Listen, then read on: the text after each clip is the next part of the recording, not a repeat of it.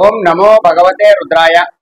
వ్యాపారంలో ప్రధాన ఉద్దేశం ఏమిటి అంటే లక్ష్మీదేవి అనుగ్రహం పొందడమే. అంటే ఎవరైనా ఏది వ్యాపారం పెట్టుకున్నా సరే దానిలో లాభాలు పొందాలి, అలాగే ధన సంపాదన అనేటటువంటిది పెంచుకోవాలి అనేటటువంటి తాపత్రయంతోనే ప్రతి వ్యాపారి కూడా ఆలోచిస్తూ ఉంటారు. అయితే కొన్ని కొన్ని ముఖ్యమైనటువంటి సందర్భాలలో అనేకమైనటువంటి పరిహారాలన్నీ కూడా చేస్తూ ఉంటారు. అటువంటి సమయాలలో కొన్ని కొన్ని పరిహారాల ద్వారా మనకి జన ఆకర్షణ, అలాగే ధన ఆకర్షణ కూడా పొందేటటువంటి పరిహారాలు అనేకమైనటువంటివి ఉంటాయి. అందులో ఇప్పుడు నేను చెప్పబోయేటటువంటి ఈ మంత్రాన్ని మీరు ప్రతిరోజు కూడా 108 సార్లు మీ వ్యాపార స్థలంలో గనక జపించారు అంటే తప్పకుండా మీకు అతి తొందరలోనే, ఆనతి కాలంలోనే మీకు మీ వ్యాపార అభివృద్ధి అనేటటువంటిది జరుగుతూ ఉంటుంది.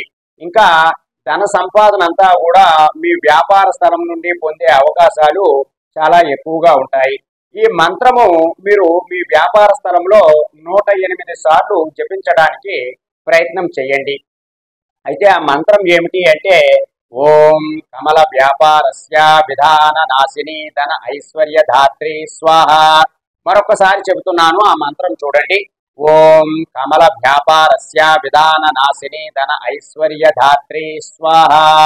ఈ మంత్రాన్ని మీరు ప్రతిరోజు కూడా 108 మార్లు గనక జపించారు, ఒక స్ఫటికమాలతో జపం చేసుకున్నారు అంటే మీకు మంచి వ్యాపార అభివృద్ధి అనేటటువంటిది కనబడుతుంది. కాబట్టి వ్యాపారంలో అభివృద్ధి పొందాలి, వ్యాపారం ద్వారా ధన సంపాదన ఎక్కువ చేయాలి అనేటటువంటి వారంతా కూడా ఈ మంత్రాన్ని 108 సార్లు జపించి వ్యాపార అభివృద్ధిని పొందండి. సర్వే జనా సుఖినో భవంతు.